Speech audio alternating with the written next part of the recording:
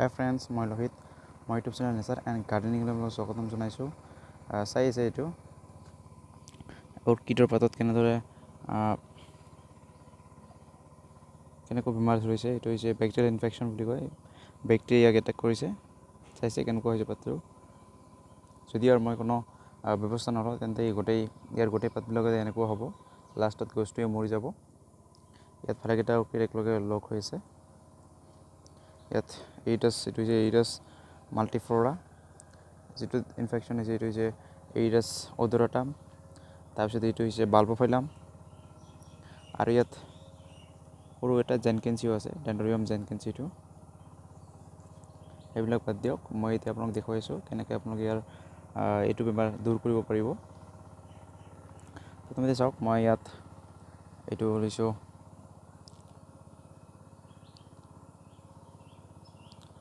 Spirit. তাৰপিছত এইটো হৈছে হাইড্ৰজেন পেৰক্সাইড। আপোনালোকক দুটাই নালাগে বাৰু, মই দেখুৱাইছোঁহে। যিকোনো এটা হাইড্ৰজেন পেৰক্সাইড নহ'লে স্প্ৰেৰে আপোনালোকে এখন কেঁচি বা চিজাৰ ইয়াত আপোনালোকে লগাই ল'ব। বা আপোনালোকৰ যদি এইবিলাক নাই, চেনিটাইজাৰ আছে আজিকালি বৰ্তমান সকলোৰে ঘৰত আছে। যিহেতু চৰকাৰৰ পৰা ফ্ৰী দিছে চেনিটাইজাৰ, আপোনালোকে ইয়াত চেনিটাইজাৰো লগাব পাৰে। মই কটনেৰে লগাইছোঁ। ইয়াত মই আইচোপ্ৰিন এলকহল লগাইছোঁ। যি আছে আপোনালোকে লগালেই হ'ল, যাতে ইয়াৰ কেঁচিখন ডিজিজ ফ্ৰী হয়। তাৰপিছত মই দেখুৱাইছোঁ। এতিয়া আপোনালোকে ইয়াৰ এইটো দূৰ কৰিব কেনেকৈ। আপোনালোকে বহুত ইয়াৰ কি আছে দূৰ কৰাৰ উপায় আছে। আপোনালোকে প্ৰথমতে কৰিব পাৰিব, এইটো হৈছে আপোনালোকে এনেকৈ ইয়াত কাটি কমচে কম 1 ইঞ্চিমান দূৰত কাটিব।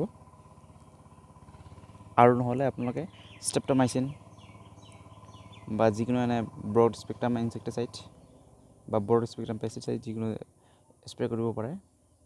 এইবিলাক নকৰিলেও হ'ব, বেকাৰ কিনি অনাৰ দৰকাৰ নাই। আপোনালোকে ইয়াত ডাইৰেক্ট য'ত লাগিছে আপোনালোকে এইখিনিমানত 1 ইঞ্চিমানত এনেকৈ কাটি দিয়ক। আৰু এনেকৈ কটাৰ পিছত পাতখন আপোনালোকে দূৰত পেলাই দিব, যাতে ইয়াৰ পৰা আৰু বেক্টেৰিয়াবিলাক ইয়াত ধৰিব নোৱাৰে। বা আপোনালোকে পাৰিলে একেবাৰে জ্বলাই দিয়ক জুইত, যাতে ইয়াৰ বেক্টেৰিয়াবিলাক বাচি থাকিব নোৱাৰে। বা আপোনালোকে গৰম পানীত তিয়াই দিয়ক, যিকোনো কৰিলেই হ'ল।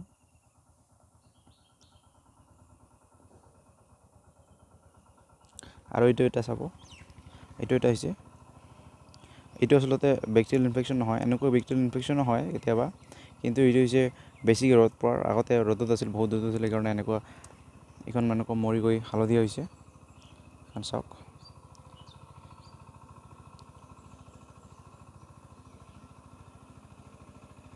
হালধীয়া হৈছে। কিন্তু বেক্টেৰিয়েল ইনফেকশ্যন নহয় বাৰু, কিন্তু এনেকুৱা হয় এটা য়েলো লিফ, এনেকুৱা হালধীয়া হয়, হালধীয়া ৰঙৰ।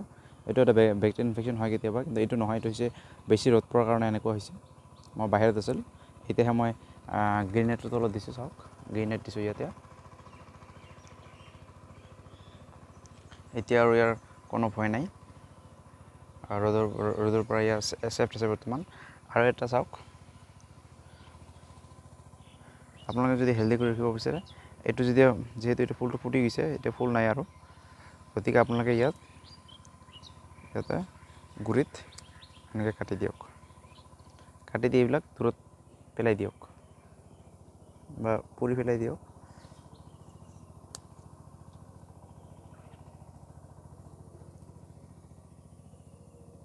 এনেকৈ আপোনালোকে যিকোনো বেক্টেৰিয়া বা ভাইৰাছৰ পৰা পৰিত্ৰাণ পাব পাৰে। আপোনালোকে যদি ইয়াত যিকোনো ইনছেক্টিচাইড বা পেষ্টিচাইড স্প্ৰে কৰে, তথাপি আপোনালোকে এনেকৈ কাটি দিব। কাটি দিলে আৰু ইয়াত থকাৰ কোনো চান্স নাথাকে। বা যদি বেলেগ পাতত থাকে, তেনেহ'লে আপোনালোকৰ ইনছেক্টিচাইডে মাৰি পেলাব বা ইয়াৰ পৰা খেদি পঠিয়াব।